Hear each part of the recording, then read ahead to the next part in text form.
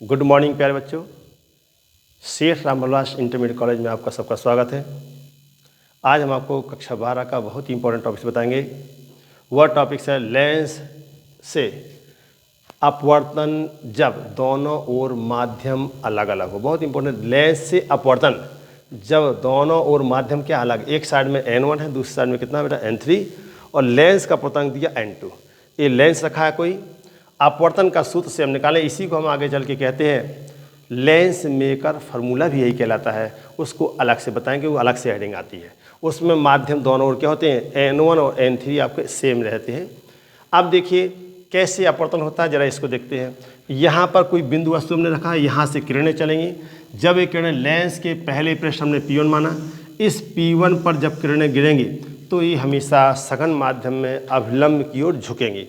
अब बच्चों लोग C2A है, क्योंकि P2 है तो C2A करा, C2 है तो इसको हमने मिलाया, एक तो CM अभिलंब हुआ और एक हुआ आपको NC1।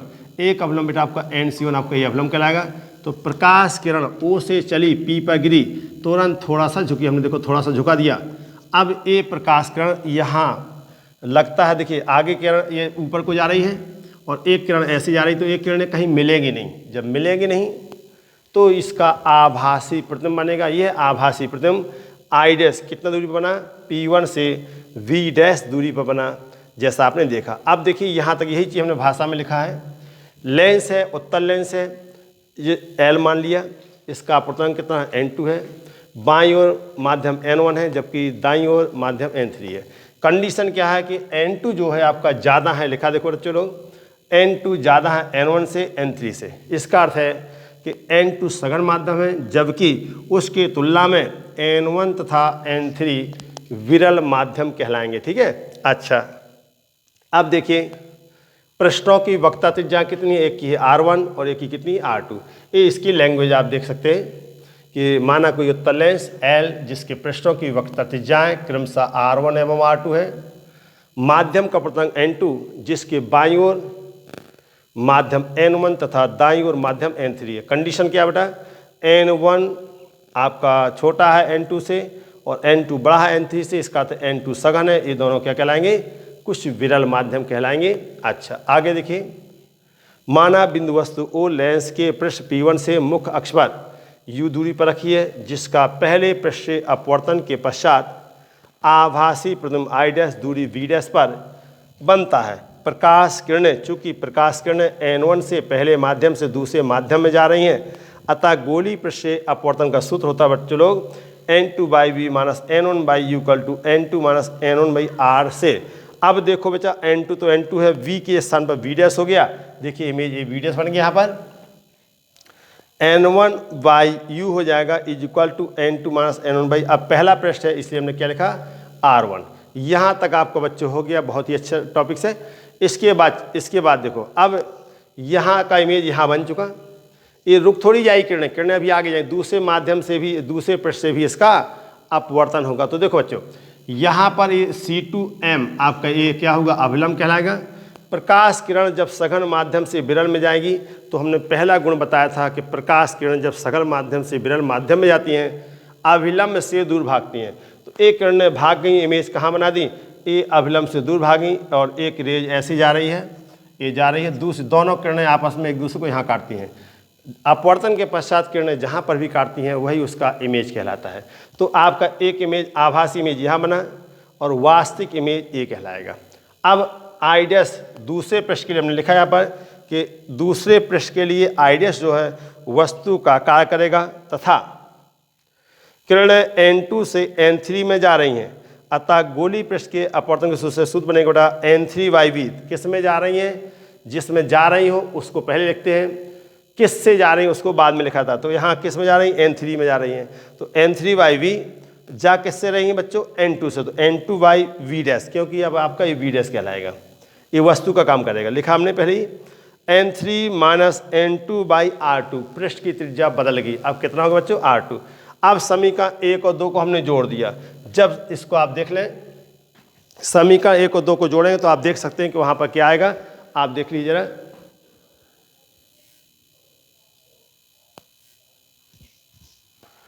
तो समीकरण 1 और 2 को आप जोड़िए, तो जब हम यहाँ जोड़ेंगे बच्चों लोग तो आपका बनेगा, देखिए क्या क्या कट रहा, एक समीकरण ए हुआ और दूसरा ए है, तो यहाँ से n2/v' से कट जाएगा, यहाँ बचेगा n3/v माइनस n1/u, ये लिखा देखो बच्चों लोग, n3/v minus n1/u equal to n2 minus n1/r1 plus n3 minus n2/r2। इस प्रकार ये बेटा आपका फॉर्मूला निकल गया, यह फॉर्मूला आपका तैयार हो गया। लेकिन इसमें शर्त आपकी बदल जाएगी थोड़ा। अब देखो, अब यहाँ पर है ये व्याप का फॉर्मूला, जनरल फॉर्मूला बच्चे लोग हो गया। इससे आपका कंपटीशन क्वेश्चन भी बनते हैं, दो माध्यम, तो इससे आप डायरेक्ट हल कर सकते हैं। लेकिन आपके क्लास में क्वेश्चन मोस्टली इस टाइप के आते हैं कि पहला माध्यम हवा है और दूसरा माध्यम क्या है, लेंस है। तो N1 N3 और N1 क्या कहलाएगा, इसको हम क्या कहेंगे बच्चों, N3 N1 हवा है तो एक एक मान लीजिए, तो 1/v minus 1/u is equal to N1 minus N2/r होगा प्लस 1 माइनस N/r। इसी को थोड़ा सॉल्व करेंगे। तो देखो बेटा, आपको यदि हमने क्या लिखा, यदि N2 N3 बराबर N1, दोबारा लिख दें, यदि N1 बराबर N3 को हम हवा मान लें, हवा के लिए अपवर्तनांक हवा, अपवर्तनांक 1 होगा, तो सूत्र क्या बनेगा बच्चा, 1/v minus 1/u is equal to N1 minus 1/r plus 1 minus N/r, 1 minus N/r2।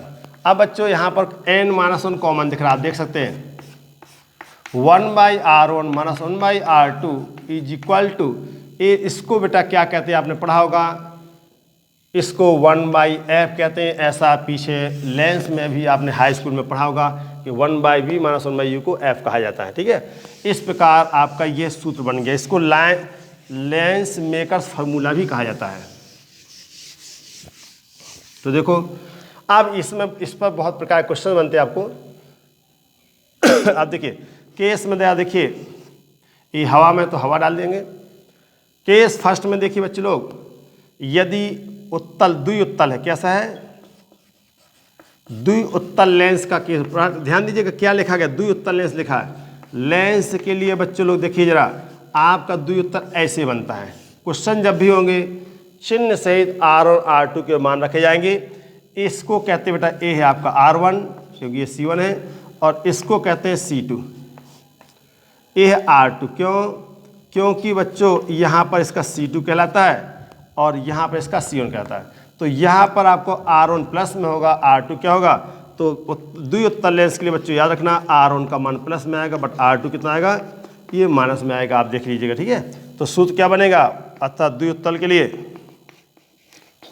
आप चाहे डायरेक्ट इससे क्वेश्चन निकाल सकते हैं। द्विउत्तल लेंस के लिए आप देखेंगे 1/f जो आएगा 1n माइनस 1, यहाँ पर चिन्ह रखो तो 1/r1 माइनस माइनस प्लस हो जाएगा। अब देखो क्या आएगा द्विउत्तल का formula, 1/f is equal to n minus 1, bracket में बच्चे लोग आएगा 1/r1 प्लस 1/r2। इससे आप डायरेक्ट क्वेश्चन, अब चिन्ह रखने की आवश्यकता अब नहीं है, क्योंकि ऑलरेडी हमने चिन्ह रख चुके हैं। या तो इस फॉर्मूले का आप यूज करिए और इसमें चिन्ह से मान रखिए, आपका आंसर कभी भी गलत नहीं होगा, ठीक है बच्चों। तो आप देख लीजिए, तो उत्तल लेंस हो तो इस तरह क्वेश्चन बनेगा, यहाँ प्लस का चिन्ह जरूर आएगा, ठीक है। अच्छा, यदि यहाँ अवतल लेंस है तब केस बदल जाएगा, फिर सब कुछ इसी से अमल करेंगे। ये मेन फार्मूला बेटा कक्ष, इसको ये आपका मेन फार्मूला आपका 1 है, समीकरण 1 जो हमने स्टार में दिखाया, ये समीकरण 2 कहलाएगा। इसी सब निकले। केस सेकंड में देखिए, द्विअवतल के लिए, द्विअवतल लेंस के लिए, जो द्विअवतल लेंस होगा बच्चे लोग, तो आप देखेंगे द्विअवतल बच्चा ऐसे बनता है। तो अब देखो यहाँ सेंटर ये P1 कहलाता है, ये P2 कहलाता है, यहाँ पर सेंटर C2 होगा, तो ए हुआ बेटा R1 और ए हुआ कितना R2। आप देख सकते हैं बेटा, चित्र को देखिए तो R1 कितना होगा, R1 का मान माइनस में होगा, बट R2 किस में होगा, तथा R2 किस में होगा, R2 का मान बेटा प्लस में होगा। सूत्र क्या बनेगा समीकरण 2 से, समीकरण 2 से आएगा F हवा के लिए n माइनस 1, और देखे जरा 1 बेटा माइनस R1 होगा, माइनस और प्लस R2 होगा, और यहाँ से आएगा 1/f is equal to n minus 1, और ब्रैकेट में आएगा माइनस 1/r1। इसको चाहें तो बच्चे लोग आप बाहर निकाल लो, तो माइनस आगे लगा दो, ठीक है, क्योंकि देखें आप ये दोनों के दोनों मास देखिए R1 ये भी माइनस R2 है तो 1/f क्या आ गया आप देखें, तो माइनस बाहर निकाल लो, n-1 कर दो और ये आएगा 1/R1 + 1/2। तो आपने क्या देखा यहाँ पर, आपने ध्यान दिया अवतल लेंस होगा तो बाहर माइनस का चिन्ह लग जाएगा और उत्तल अवतल में कोई अंतर नहीं होता है। यही कारण है कि अवतल लेंस की फोकस दूरी हमेशा माइनस में आएगी, उत्तल लेंस की फोकस दूरी हमेशा प्लस में आती। तो आप इसको नोट कर लें, बहुत ही इंपॉर्टेंट लाइन है। अभी हम आपको और बताते हैं लेंस को द्रव में डुबाने का प्रभाव, उस पर भी कई क्वेश्चन हैं, इसलिए हम आपको यहीं पर बता दे रहे हैं अभी। तो हेडिंग देख लें, हेडिंग आपके बेटा लेंस को द्रव में डुबाने का प्रभाव। तो क्या क्या बदलता है आपको ये बताना है।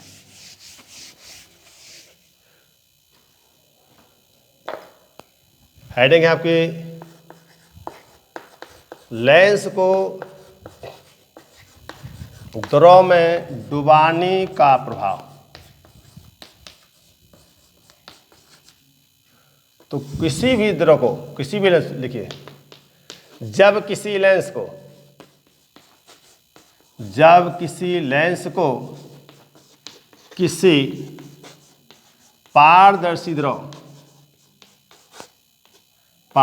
द्रव में डुबोते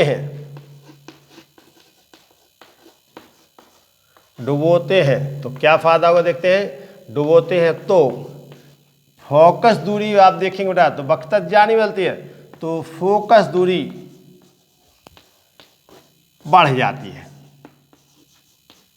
हमेशा बढ़ेगी। आप देखिए अभी हम दिखाएंगे, प्रूफ भी कराएंगे, तो फोकस दूरी बढ़ जाती है। और यदि द्रव का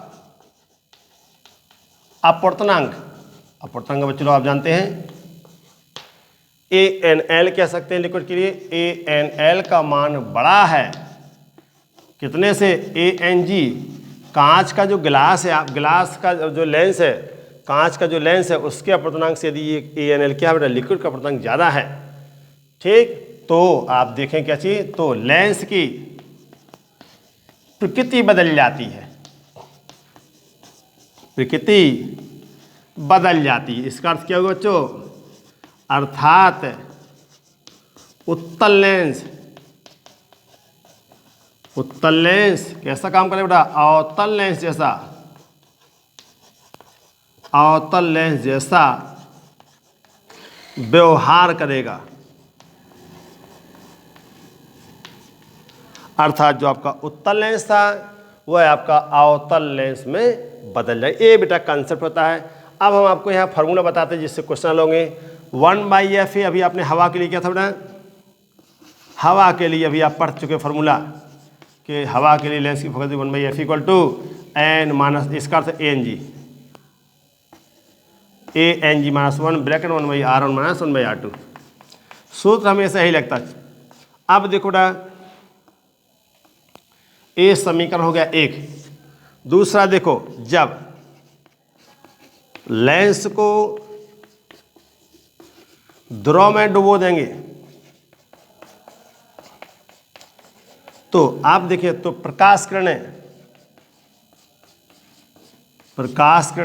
L से किस में जाएंगी, लिक्विड से G में जाएंगी। और जब G में जाएंगी तो अब आपको क्या बनेगा, यहाँ से बनेगा 1/FL लिक्विड में, यहाँ होगा LNG-1 और 1/R1 - 1/R2। तब आपको बेटा फॉर्मूला ये लगेगा। ये समीकरण हो गया 2। आप डिवाइड कर लो, 1 इज डिवाइडेड बाई सेकंड, 1 में 2 का भाग दिए तो FL बाई कितना आएगा बेटा, FA आएगा। क्या आएगा, ये पलटी मार के ऊपर चला जाए, ध्यान से हल करना। और यहाँ पर आएगा ANG-1 बाई LNG-1। ये बच्चे लोग आपका फार्मूला बन गया। बस अब यहीं से क्या होगा, LNG, इसका भी बेटा यूज करो। LNG का मतलब हमने पढ़ा चुके हैं, ANG - ANL।